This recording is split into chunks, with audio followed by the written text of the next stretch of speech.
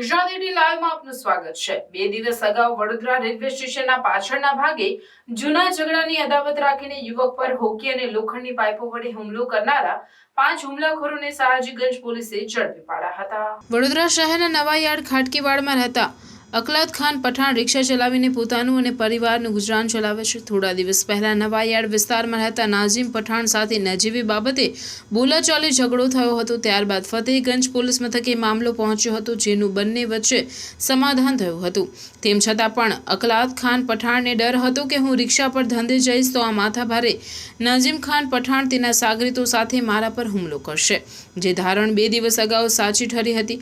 અકલાત ખાન પઠાણ રિક્ષામાં મુસાફરો બેસાડીને Vadodara railway station platform number 6 ઉપર આવ્યો હતો, જ્યાં માથાભારે નાઝીમ ખાન પઠાણ અગાઉથી રેલવે સ્ટેશન પાછળ તેના અન્ય સાગરીતો સાથે ગોઠવાઈ ગયો હતો।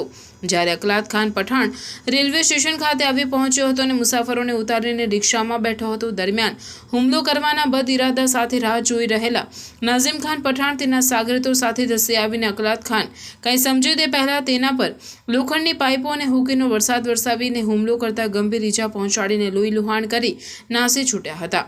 આ ઘટનાને લઈને સયાજીગંજ પોલીસ દોડી આવીને ઈજાગ્રસ્ત અકલાત ખાન પઠાણને સારવાર અર્થે સયાજી હોસ્પિટલ ખાતે મોકલી આપ્યો હતો। પોલીસે ગુનો નોંધી નવાયાર્ડમાં રહેતા ઇશ્તિયાર ખાન પઠાણ, નાઝીમ ખાન પઠાણ, હાસિમ ખાન પઠાણ, શાનુ ખાન પઠાણ તેમજ સલમાન ખાન પઠાણ નામના હુમલાખોરોને ઝડપી પાડી હુમલો કરવામાં ઉપયોગમાં લેવાયેલ લોખંડની પાઇપો તેમજ હોકી કબજે કરી વધુ તપાસ હાથ ધરી છે।